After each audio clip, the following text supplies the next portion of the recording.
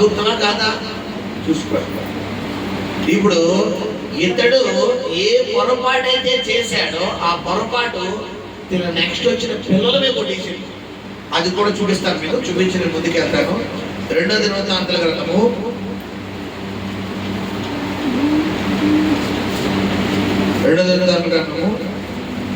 32వ అధ్యాయము 33వ వచనం చదువుకున్న తర్వాత 33వ అధ్యాయం ప్రారంభం చదువుతాం. తన పితరులతో కూడా నిద్రించగా జనులు దావీదు సంతతి వారి శ్మశాన భూమి యందు కట్టబడిన పై స్థానమందును అతన్ని పాతి పెట్టిరి. అతడు మరణం పొందినప్పుడు యూదా వారందరూ యెరూషలేము కాపురస్తులందరూ అతనికి ఉత్తర క్రియలను ఘనముగా జరిగించిరి. అతని కుమారుడైన మనష్షే అతనికి మారుగా రాజాయను. మనష్షే ఏలన ఆరంభించినప్పుడు 12 ఏళ్ల వాడై యెరూషలేములో 55 సంవత్సరములు ఏలెను. ఇతడు ఇశ్రాయేలీయుల ఎదుట నుండి యెహోవా వెళ్ళగొట్టిన అన్యజనులు చేసిన హేయ క్రియలను అనుసరించి యెహోవా దృష్టికి చెడు నడత నడిచెను. చూసారా, తండ్రి చేసిన శాపం ఎవరిని కొట్టింది? కొడుకును కొట్టేసింది. బైబిల్ ప్రకారం తండ్రుల దోషము బిడ్డల మీద ఎన్ని తరాలు తెలుసు పిల్లరా? 4 తరాలు. తండ్రి, కొడుకు, మనవడు, ముని మనవడు. మీరు చూపిస్తాను. అప్పుడు నేను 4 తరాలు చూపిస్తాను మీకు పిల్లరా. ఈ హిజ్కియా చేసిన రాంగ్ స్టెప్ ఎవరిని కొట్టిందంటే కొడుకును కొట్టింది. హిజ్కియా నడకలో నడవకుండా అతడు పిల్లరా ఏ నడకలో నడిచాడంట?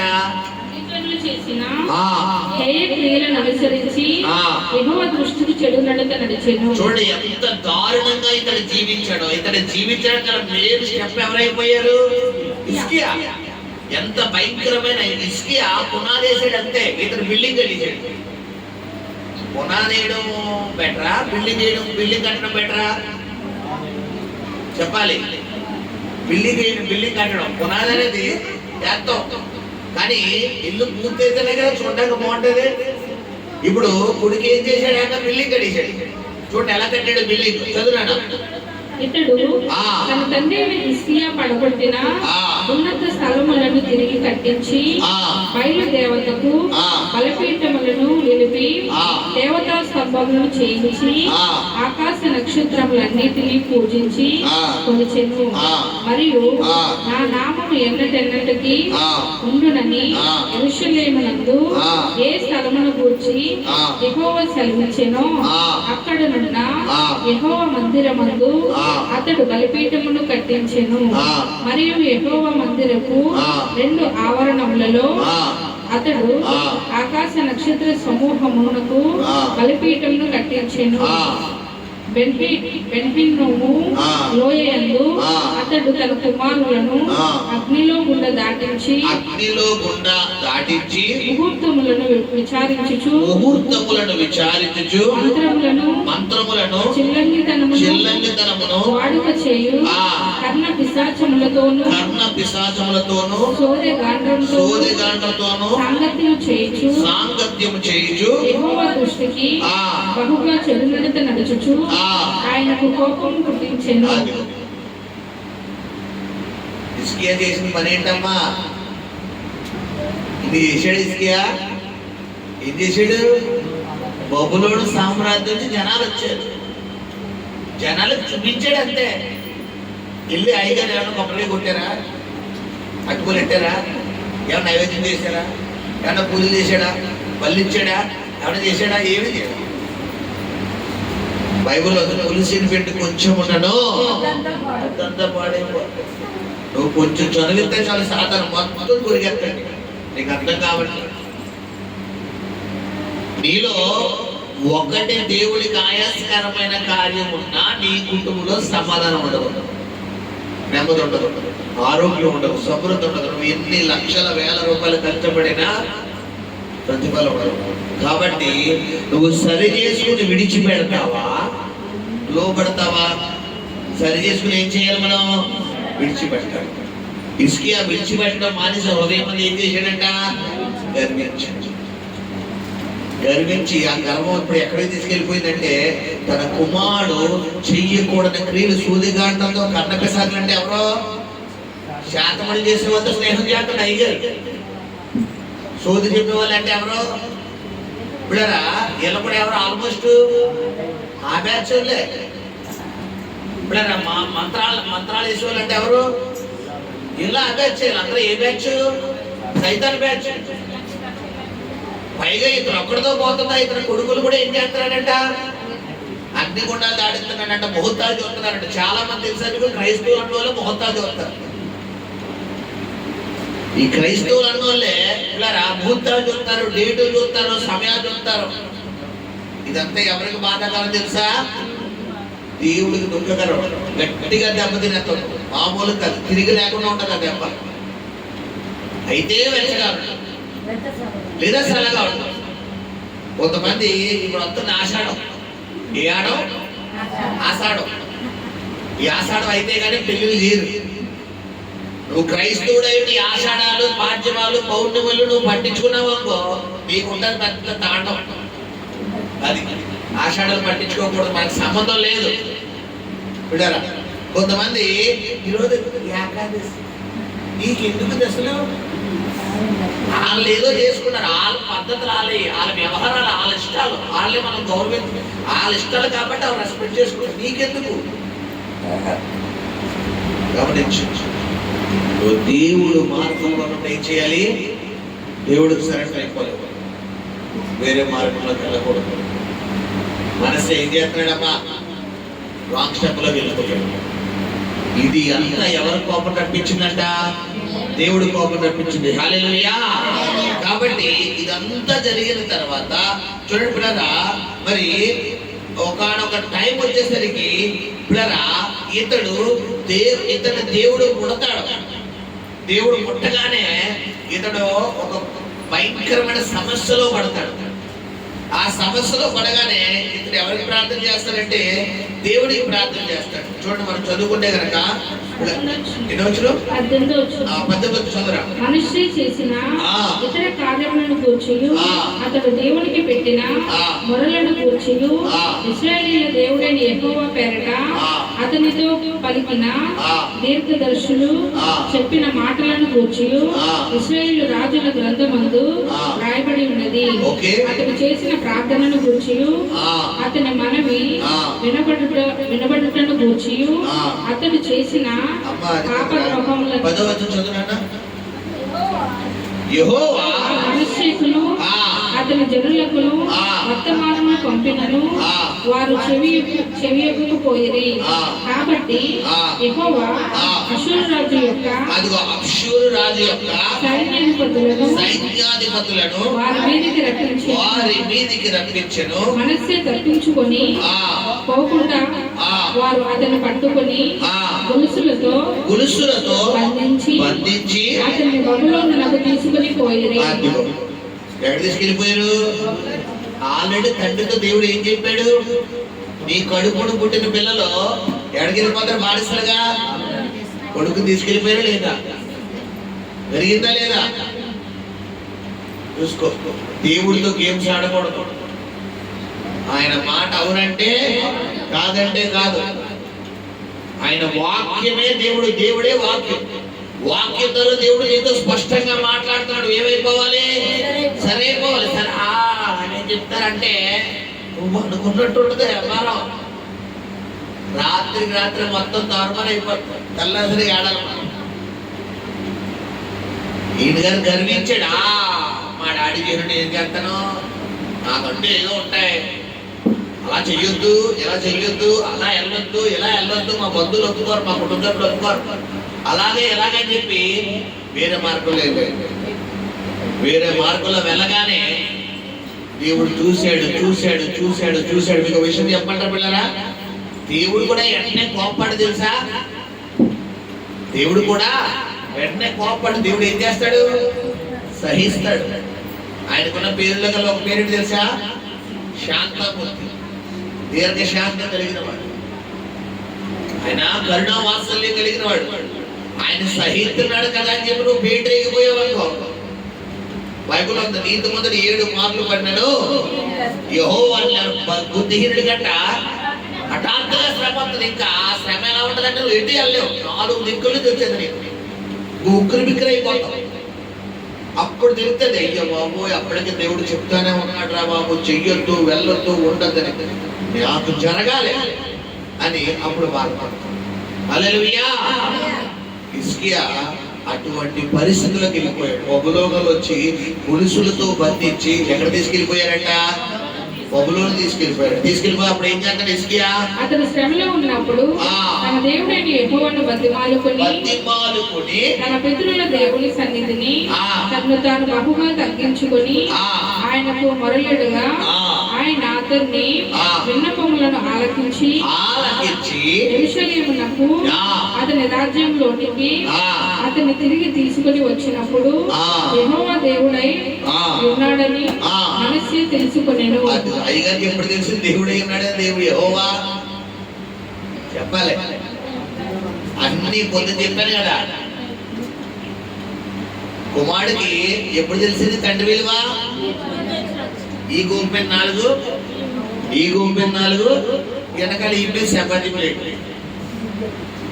అది ఈ గోపు వాసిపోయింది, ఈ గోపు వాసిపోయింది. 2 గోపులు ఎలా పట్టుకున్నాడు? పట్టుకొని ఈ పేగులు లోపలికి వెళ్ళిపోయినాయి. వెళ్ళేటప్పుడు ఎలా వెళ్ళాడు అయ్యారు? లెనిన్ కాటంతో లెనిన్ పట్టు ఇస్త్రీ చేసుకుని మిషట్ చేసుకుని ఈ చేతికి బ్రాస్లెట్, ఈ చెయ్యి అంతా వాసిపోయింది, చెయ్యి అంతా వాడిపోయింది, మెడంతా వాసిపోయింది. అంటే ఏంటి? మొత్తం బంగారం ధరించాడు. వెళ్ళేటప్పుడు షూ మంచి కాస్ట్లీ షూ, కాస్ట్లీ బట్టలు వెళ్ళాడు. వచ్చేటప్పుడు ఎలా వచ్చాడు? బెకారోళ్ళు వచ్చాడు. ఇప్పుడు గమనించాడు, హిజ్కియా చేసిన చిన్న పొరపాటు మనస్సే ఏం చేసింది పిల్లరా అని చేసింది. ఇప్పుడు మనస్సే అంతా చెయ్యాల్సినవన్నీ చేసింది. శత్రువులు వచ్చి మీద కూర్చున్న తర్వాత ఇప్పుడు ఏం చేస్తాడు? మనసే ప్రార్థన చేస్తాడు. ఎంత కృప కలిగిన దేవుడు చూశాడు పిల్లరా. ఇతడిని చేసినా గానీ దేవుడు ఏం చేశాడు? మనసు విషయంలో మళ్ళా కృప చూపించి మళ్ళా ఏం చేస్తున్నాడమ్మా? మళ్ళా క్షమిస్తున్నాడు. హల్లెలూయా. ఇప్పుడు మనం చూసుకుంటే తండ్రుల దోషము బిడ్డల మీద 4 తరాలని చెప్పాడు కదా. హిజ్కియా ఎఫెక్ట్ ఎవరిని కొట్టింది? మరి మనస్సు చేసిన ఎఫెక్ట్ కూడా ఎవరు కొడుతుంది? కుమారుడు కొడుతుంది. కొట్టిందో లేదు చూపిస్తాను తర్వాత. చూడండి, అదే 2 దినవృత్తాంతాలు ఇతడు 34వ అధ్యాయం చదివాడు. యెషయా ఏలి ఆరంభించినప్పుడు 33, 25 చదివి తర్వాత 34 చదువు. దేశ జనులు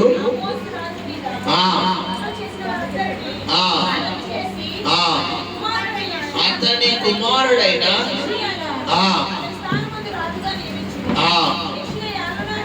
యెషయా ఏలన ఆరంభించినప్పుడు 8 ఏళ్ల వాడై యెరూషలేములో 31 సంవత్సరములు ఏలెను. అతడు యెహోవా దృష్టికి నీతిని అనుసరించుచు కుడికైనను ఎడమకైనను తొలగకుండా తన పితరుడైన దావీదు చూపిన ప్రవర్తనకు సరిగా ప్రవర్తించెను.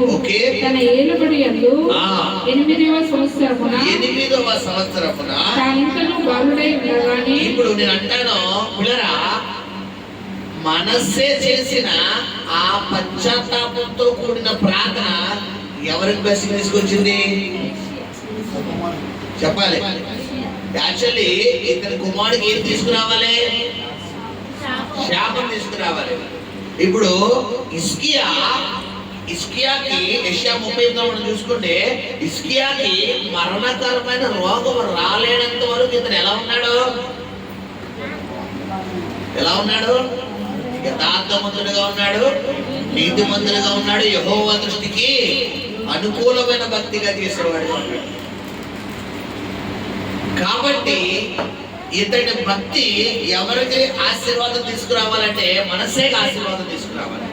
అతడు అలా చనిపోతే, కానీ ఎలా చనిపోయాడు? అయ్యగారు వెళ్ళిపోయినప్పుడు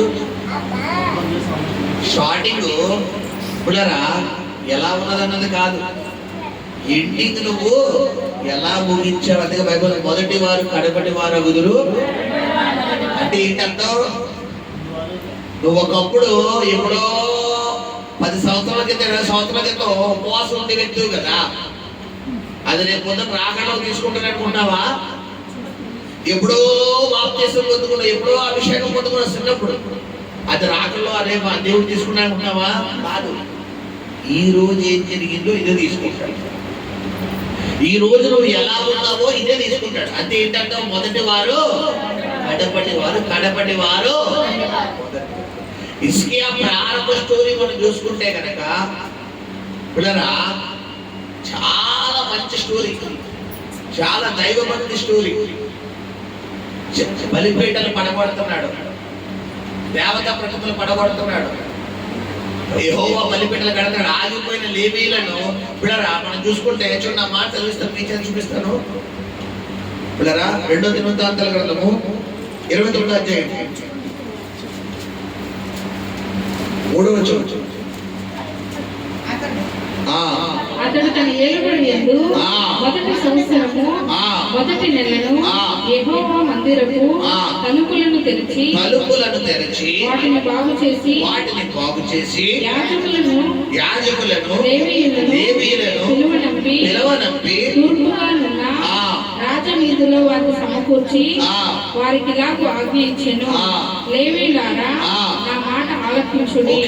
ఇప్పుడు మిమ్మును మీరు ప్రతిష్ఠించుకొని మీ పితరుల దేవుడైన యెహోవా మందిరము ప్రతిష్ఠించి పరిశుద్ధ స్థలంలో నుండి నిషిద్ధ వస్తువులన్నిటినీ బయటకు కొనుక్కోండి. చూసారా? పరిశుద్ధ స్థలం, నిషిద్ధమైన వస్తువులు అంటే ఏంటి?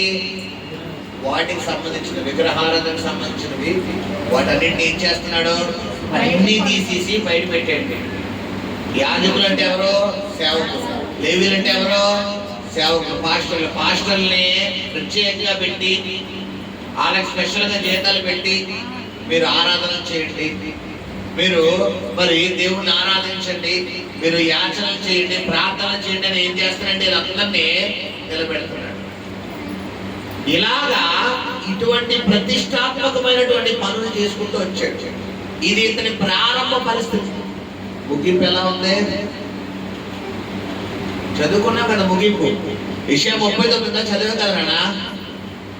అతని ముగింపు ఎలా ఉంది? చదివాం కదా ఇప్పుడు. ఎలా ఉంది ముగింపు?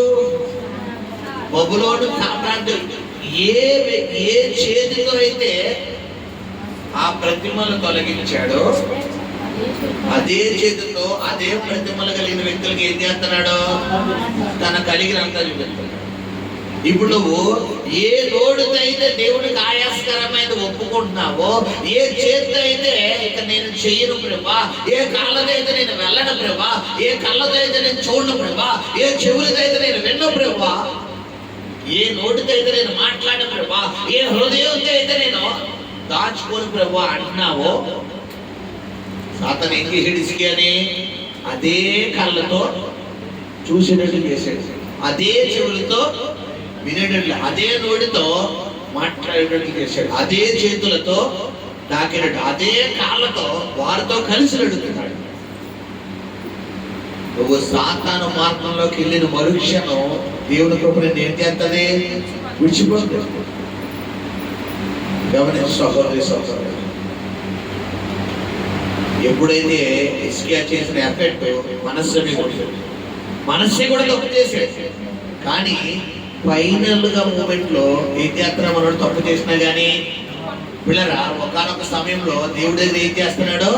పశ్చాత్తాపం పొందుతున్నాడు. పశ్చాత్తాపం ఉండి ఇతడు కూడా ఫైనల్ మూమెంట్ ఇక్కడ గమనించండి. ఇతడి హిజ్కియా ప్రారంభ స్థితి ఎలా ఉంది? బాగుంది. ఎండింగ్ స్థితి చాలా ఘోరంగా ఉంది. మనస్సే ప్రారంభ స్థితి ఘోరంగా ఉంది. ఎండింగ్ స్థితి ఇప్పుడు దేవుడు రెండింటిలో ఏది ఎక్కువగా తీసుకుంటాడు? స్టార్టింగ్ ఎండింగా? ఎండింగ్. ఇప్పుడు మనం ఏ రోజుల్లో ఉన్నాం? స్టార్టింగ్ తీసుకున్నాం, అంత్య దినాల్లో ఉన్నావా? అంత్య దినాలు అంటే ఏంటి? ముగింపు దినాలు. దేవుడికి ఇప్పుడు ముగింపు కావాలా, ప్రారంభం కావాలా? ఇప్పుడు ఈ ముగింపు దినంలో నువ్వు ఓ ప్రార్థన చేయవు, ఓ వాక్యం చదవు, ఓ చర్చికి వెళ్ళవు, దేవుడొద్దు, ఓ ప్రార్థన వద్దు, ఓ పరిశుద్ధత వద్దు, ఏ వద్దు. మరి నీ అమ్మటి ఎవరిని కొడుతుంది? ఇసుకే అమ్మటి ఎవరిని కొట్టింది? పిల్లలు కొడేసింది. గమనించండి, ప్రభు మీతో మాట్లాడాలి. కొంచెంలో నమ్మకంగా ఉండే వారికి అధికముగా ఇవ్వబడు. ఇప్పుడే ప్రభు తట్టు తిరిగి హల్లెలూయా. ఇతడు చేసిన ఆ చిన్న మనసే, ఆ చేసిన తప్పు ప్రభు సర్వ ఏం చేస్తున్నాడంటే పశ్చాత్తాపం చూపిస్తున్నాడు, ఒప్పుకుంటున్నాడు. ఇదంతా ఎవరు చూశారు? దేవుడు చూశాడు. చూడ అదే అధ్యాయంలో 2వ దినవృత్తాంతాలు పిల్లరా, ఇతడు పిల్లరా ఈ విధంగా మరి ఒప్పుకుంటున్నాడు.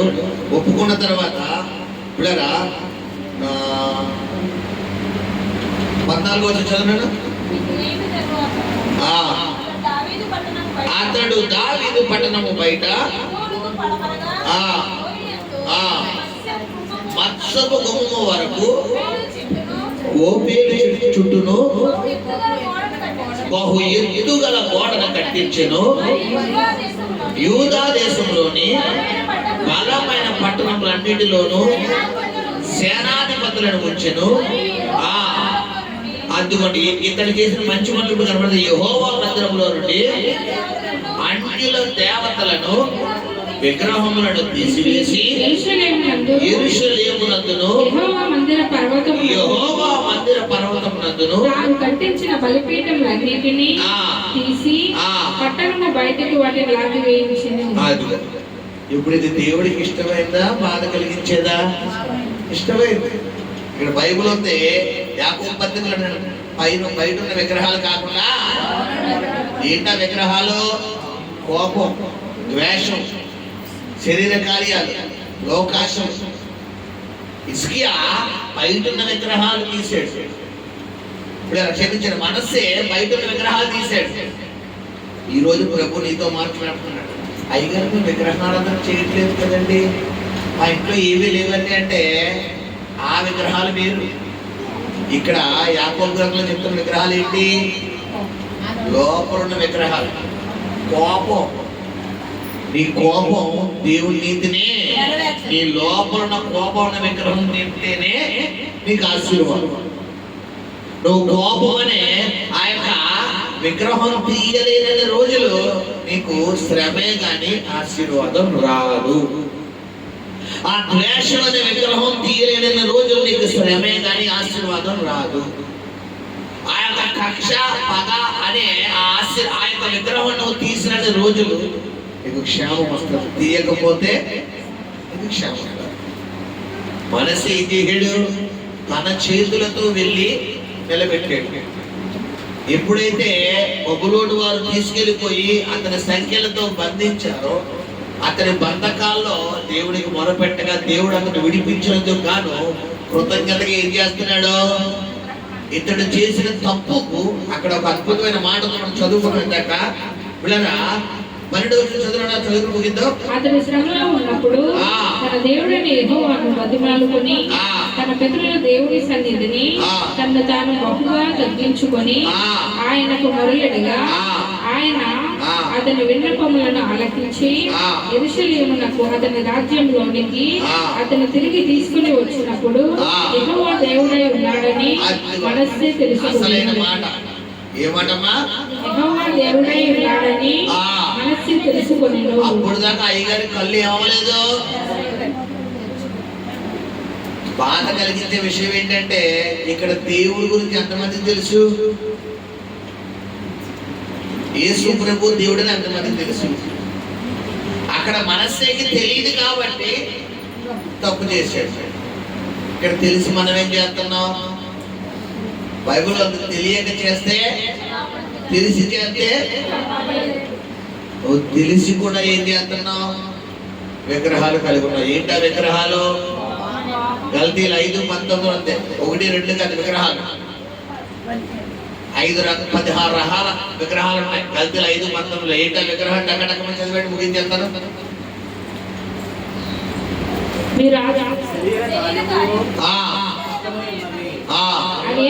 అవి ఏవనగా జారత్వము, అపవిత్రత, కాముకత్వము, విగ్రహారాధన, అభిచారము, ద్వేషములు, కలహము, మత్సరములు, క్రోధములు, కక్షలు, భేదములు, విమతములు, అసూయలు, మత్తతులు, అల్లరితో కూడిన ఆటపాటలు మొదలైనవి. వీటిని కూర్చి నేను మునుపు చెప్పిన ప్రకారం. ఒకటా రెండా? మొదటిది ఏంటంట? జారత్వం. తెలుసా జారత్వం అంటే? మీకు చాలాసార్లు వివరించాను. వివాహం కానప్పుడు పిండి అవ్వకుండా ఒక పురుషుడు, పిండి అవ్వకుండా ఒక స్త్రీ, ఇద్దరు శరీర కార్యాలు జరిపితే దాన్ని ఏమంటారు? జారత్వం అంటారు. పిండి అయిన తర్వాత భర్త ఉండగా పరాయి స్త్రీ, భార్య ఉండగా పరాయి పురుషుడు, వీరిద్దరూ పిల్లరా మరి కలిసి చేసే తప్పును ఏమంటారు? వ్యభిచారము అంటారు. వివాహం కాకముందు చేసేదాన్ని జారత్వం అంటే, వివాహం అయిన తర్వాత చేసేదాన్ని ఏమంటారు? వ్యభిచారం అంటే. పాత నిబంధనలో వ్యభిచారము అంటే పిల్లరా ఒక పురుషుడు ఒక స్త్రీ కలిస్తేనే వ్యభిచారం. పాత నిబంధన అంటే ఈ చూపులు తేడాగా చూసుకోవచ్చు. ఈ అబ్బాయి ఆ అమ్మాయి శరీరాన్ని అశ్లీలంగా చూడొచ్చు, ఈ అమ్మాయి ఆ అబ్బాయి శరీరాన్ని అశ్లీలంగా చూడొచ్చు. ఇద్దరు తేడాగా మాట్లాడుకోవచ్చు, తేడాగా ఉండొచ్చు. బట్ కొత్త నిబంధనకు వచ్చేసరికి మత్తయి సువార్త 5వ అధ్యాయంలో కొంచెం రోడ్డు కూడా చేసాడు దేవుడు. కొంచెం చెక్కాడు. ఏంటా మాట? ఆ మాట చదువుతాడా? మత్తయి సువార్త 5వ అధ్యాయంలో వచ్చేసరికి యేసు ప్రభు వారి వ్యభిచారం గురించి కొంచెం ఖండితంగా చెప్పాడు. ఆయన వ్యభిచారం చెయ్యవద్దని చెప్పబడిన మాట మీరు విన్నారు కదా. నేను మీతో చెప్పున్నదేమనగా, ఒక స్త్రీని మోహపు చూపుతో చూసిన ప్రతివాడు అప్పుడే తన హృదయమందు. అది ఇప్పుడు చెప్పండి, పాత నిబంధన కఠినంగా ఉందా, కొత్త నిబంధన కఠినంగా ఉందా? కొత్త నిబంధనే. పాత నిబంధన ఇద్దరు కలవచ్చు, ఇద్దరు కలిస్తేనే తప్పు. బట్ పిల్లరా కామంగా చూడొచ్చు, కామంగా మాట్లాడొచ్చు, కామంగా ఆలోచించవచ్చు. ఇద్దరు ఫోన్ కాల్స్ మాట్లాడుకోవచ్చు, వీడియో కాల్స్ మాట్లాడుకోవచ్చు, మెసేజ్లు చేసుకోవచ్చు, ఆడియో కాల్స్ చేసుకోవచ్చు, అన్నీ చేయొచ్చు పాత నిబంధన ప్రకారం. బట్ కొత్త నిబంధన వచ్చేసరికి యేసు ప్రభువు కొంచెం షార్ట్ చేసి ఏం చేస్తున్నాడు ఆయన? ఒక పరాయి పురుషుడిని, పరాయి స్త్రీ నీ శరీరంలో, నీ తలంపులలో నువ్వు రాంగ్ గా డెసిషన్, అతని ఆకృతిని చూసి అబ్బా భలే ఉన్నాడే, భలే ఉన్నాడు మనిషి, ఏ హైట్, ఏం పర్సనాలిటీ, ఏం ఫిజిక్, లోపల నీకు వచ్చిందా మరుక్షణం అతను నువ్వేం చేసినట్టంట? వ్యభిచారం చేస్తాడు. కొందరు పురుషులు కూడా అంతే, స్త్రీలను గమనించారు. పాత నిబంధన కూడా కొత్త నిబంధన చాలా కఠినంగా ఉంటాం. ఇప్పుడు ఇవన్నీ ఏంటి పిల్లరా? ఇవన్నీ ఏంటి? శరీర కార్యాలు అంటే ఏంటి? శరీరం అంటే ఏంటి చెప్పాను? విగ్రహాలు. బయట ఉన్న విగ్రహాలు కాకుండా లోపల ఉన్న విగ్రహాలు. ఇవి తీయాలి. ఇవి తీయలేని రోజులు నీకు ఏం రాదు, నీకు ఆశీర్వాదం రాదు. ఒక్కొక్కటి ఇంటికి వెళ్ళి గలతి 5:19 నుంచి మనం చదువుకుంటే గనక కోపం, కొంతమందికి బీభత్సమైన కోపం, అంటే కోపం, అంటే కోపం, కూర్చుంటే కోపం, నుంచుంటే కోపం, మాట్లాడితే కోపం, ముక్కు మీద కోపం. ఏం చేస్తున్నా? నీ భక్తి ఏమవుతుంది? నీ ప్రార్థన ఏమవుతుంది? నువ్వు చేసిన ప్రార్థన, నీ ప్రార్థన పరలోక రాజ్యం చేరాలి అంటే పిల్లరా మత్తయి సువార్త 5:23 ఏముంది? నువ్వు బలిపీఠం దగ్గర అర్పణ అర్పించుండగా నీ సహోదరుడికి విరోధం ఏమైనా కలదని. ఏంటమ్మా శ్రద్ధగా చదువురాడా? నీవు బలిపీఠమునద్ద అర్పణమును అర్పించుచుండగా నీ మీద నీ సహోదరుడికి. మీకు ఎగ్జాంపుల్ చెబుతాను. ఇక్కడ మోకాలి, ఇక్కడ మోకాలి. ఇప్పుడు బ్లెస్సీ ప్రార్థన చేస్తుంది. నా వంక చూడండి. బ్లెస్సీ ఏం చేస్తుంది? ప్రార్థన చేస్తుంది. ప్రభా నా స్కూల్స్ ఓపెన్ అయింది ప్రభా, నాకు మంచిగా జ్ఞానం అయినా మంచిగా చదువులు తోడుకోండి ప్రభా, స్కూల్కి వెళ్ళేటప్పుడు తోడుకోండి, మమ్మీ డాడీ నాకు దీవించిన ప్రభా, అలా ప్రభా ఎలా ప్రభా అని చెప్పి బ్లెస్సీ ప్రార్థన. బ్లెస్సీ ప్రార్థన చేయడానికి అరగంట ముందే బ్లెస్సీకి అలా అక్కడికి గొడవ అయిపోయింది. డిషు ఇప్పుడు బ్లెస్సీ ఎవరి మీద కోపంతో ఉంది? వాళ్ళ అక్క మీద కోపంతో ఉంది. వాళ్ళ అక్క మీద కోపంతో ఉంది. పిల్లరా వాళ్ళ అక్క బ్లెస్సీ వాళ్ళ అక్కను కొట్టేసింది. బట్ వాళ్ళ అక్క ఎవరిని కొట్టలేదు? బ్లెస్సీని కొట్టలేదు. ఇప్పుడు వాళ్ళ అక్కకి ఎవరి మీద కోపం ఉంది? బ్లెస్సీ మీద కోపం. ఇప్పుడు బ్లెస్సీ ప్రార్థన చేస్తుండగానే పరిశుద్ధాత్మ బ్లెస్సీలో నుండి ఏం చెప్తున్నాడు? నువ్వు మీ అక్కనే కొట్టొచ్చి నా దగ్గరకు వచ్చి ప్రార్థన చేస్తావు. ముందు మీ అక్క దగ్గరికి వెళ్ళి ఏం చేయి? నువ్వు సమాధాన పడు, సారీ చెప్పు. మీ అక్క దగ్గరికి వెళ్ళి ఏం చెయ్యి?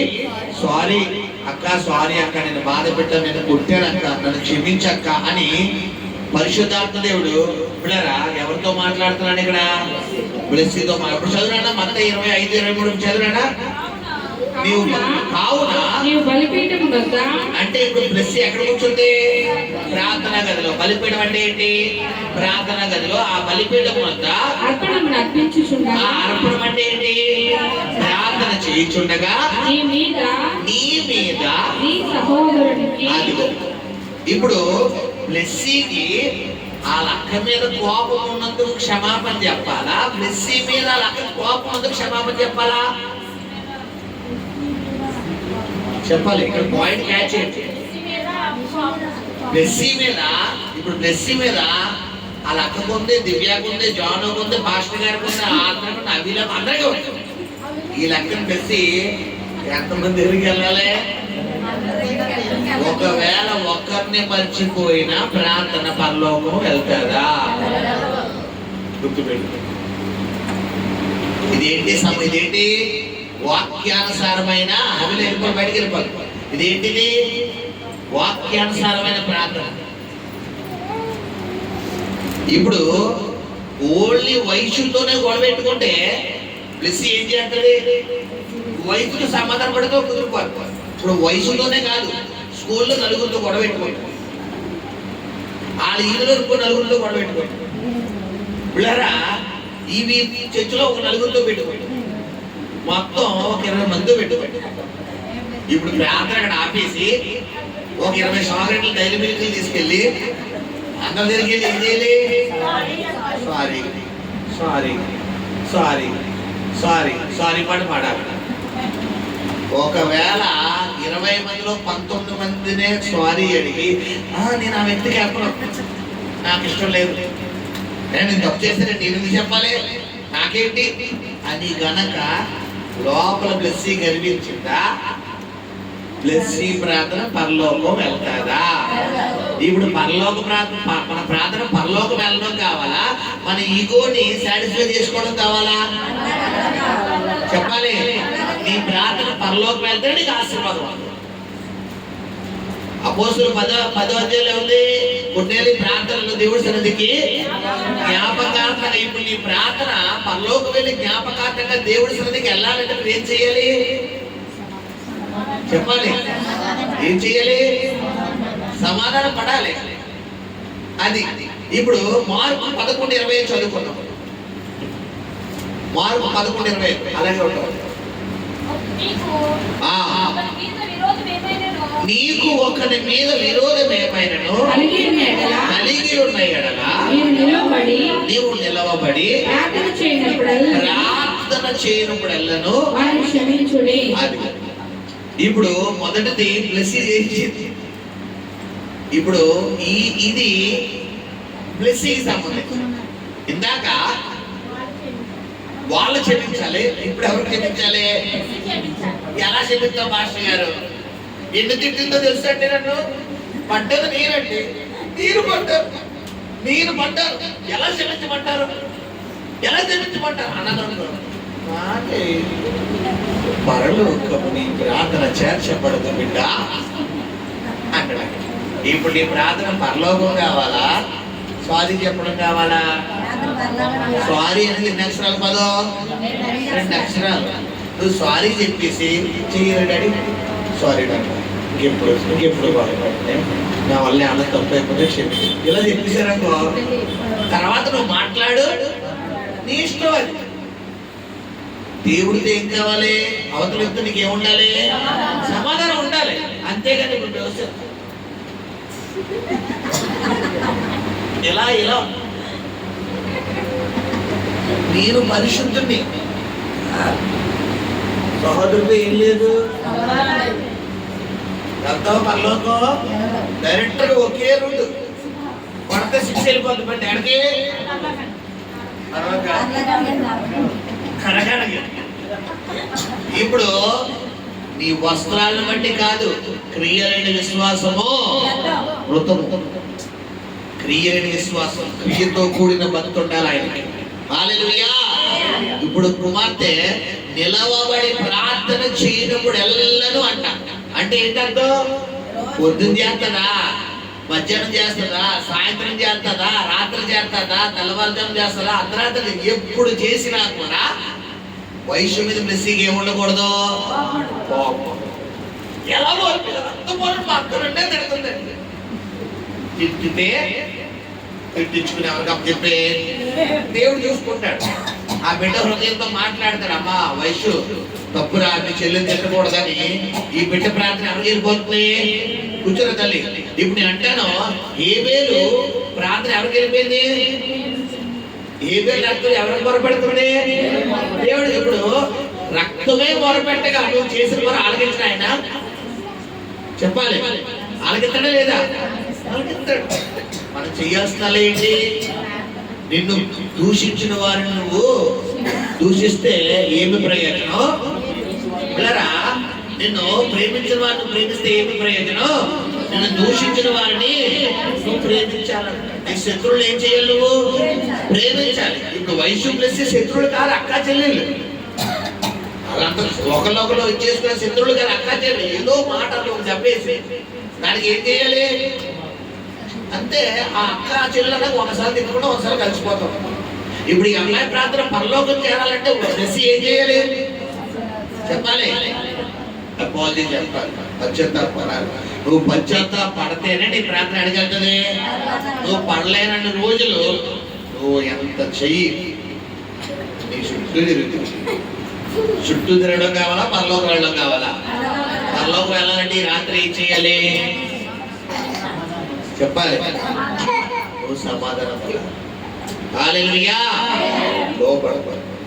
గమనించాలి, విగ్రహాలు బయట ఉన్న విగ్రహాలు కాకుండా లోనున్న విగ్రహాలు. మనస్సే లోనున్న విగ్రహాలు తీశాడు, బయట ఉన్న విగ్రహాలు తీశాడు. ఆ ఎఫెక్ట్ ఎవరు కొట్టిందంటే కుమారుని ఏషియా కొట్టింది.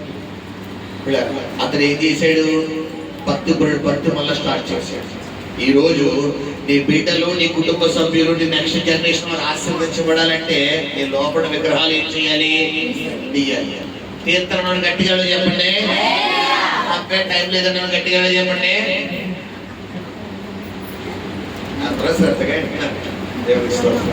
హల్లెలూయా. మీరు తీర్తేనే ఆశీర్వదించబడతారు. మీరు తీయలేని రోజులు నేను ప్రార్థన చేయడం నా వంతు, చేయించుకోవడం మీ వంతు. కాబట్టి ఓ దేవుడికి లోపడితేనే ప్రార్థన. పరిశుద్ధం, నమ్మకము, కనికరము కలిగిన ప్రేమలో తండ్రి, అయా ఇదిగో బలి అర్పించడం కంటే మాటలు శ్రేష్టము అంటున్నావు ఆయన. నిజమే ప్రభా, మా జీవితాల్లో కొన్ని సందర్భాల్లో మా కోపము, మా ద్వేషము, మా కక్షలు, మా పగలు, అయా మా యొక్క ప్రభా ఈగోలు ఇదిగో మేము ఒంటిగా పెంచి పోషించిన ఆయన ప్రభా, అయా ఇది మనకి ఆయస్కరంగా మేము జీవిస్తున్నాం. తద్వారా మా జీవితాల్లో పొందుకోవలసినటువంటి కార్యాలు పొందుకోకుండా, అయా వెళ్ళవలసిన ప్రార్థన పరలోకం వెళ్ళకుండా మా జీవితంలో ఆపేస్తుంది ఆయన. అయితే ఇదిగో నీ మాటకు నువ్వు లోబడుతున్నావు ఆయన. నీ చిత్తానికి తల వంచుతున్నావు. నీ బిడ్డలందరికీ దీవెన కలుగును గాక, ఆశీర్వాదం కలుగును గాక, క్షేమం కలుగును గాక. నెమ్మది కలుగునుగాక, రెండింతల దీవులతో నింపబడుదురుగాక, నీ కృపతో నింపమని, తోడే ఉండమని, సహాయం చేయమని వేడుకుంటూ కృతజ్ఞతలు చెల్లిస్తున్నాయి. సమస్తమును నీ చేతికి అప్పగించుకుంటూ, ఈ బిడ్డల్ని దీవిస్తూ ఆశీర్విస్తూ నీ చేతికి అప్పగించుకుంటూ మీరే మహిమను పొందమని వేడుకుంటున్నాయి. సమస్తమును మీ చేతికి అప్పగించుకుంటూ కృతజ్ఞతలు చెల్లిస్తూ యేసు నామములో ప్రార్థించి వేడుకను పొందుకుని నామము తండ్రి, ఆమేన్. హల్లెలూయా, హల్లెలూయా. సాక్షి ఉన్నారమ్మా?